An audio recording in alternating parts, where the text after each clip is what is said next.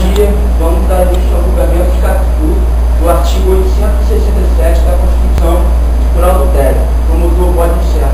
Caro veritíssimo, convoco a ré para comparecer aqui na banca. Por favor, entrar. Captou ela.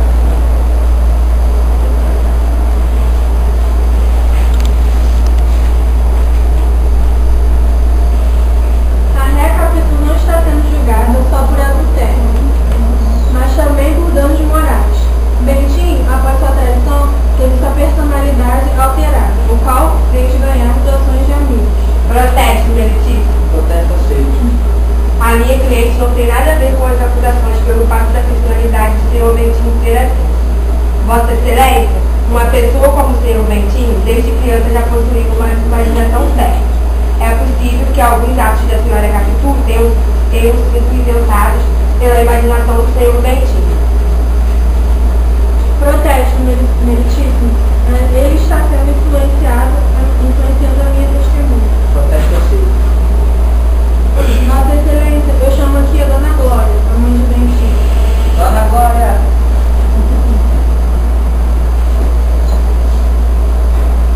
Dona Glória, a senhora poderia nos dizer como era Bentinho quando criança? Quando criança, envergonhada, falava pouco. O fato de Bentinho ter pouco contato com as outras pessoas, isso poderia ter estimulado a imaginação dele?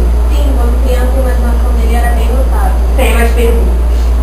A senhora acredita que Capitu realmente traiu o Bentinho? Bom, eu acredito no meu filho. Então é verdade. A senhora começou a tratar seu neto diferente para fazer Bentinho pensar que a senhora sabia de alguma coisa. Não, não tratei meu neto diferente de modo algum. Vossa Excelência, eu gostaria de fazer algumas perguntas a ele. Concedido. Senhora Capitu, poderia dizer qual é o nome do seu filho? Ezequiel.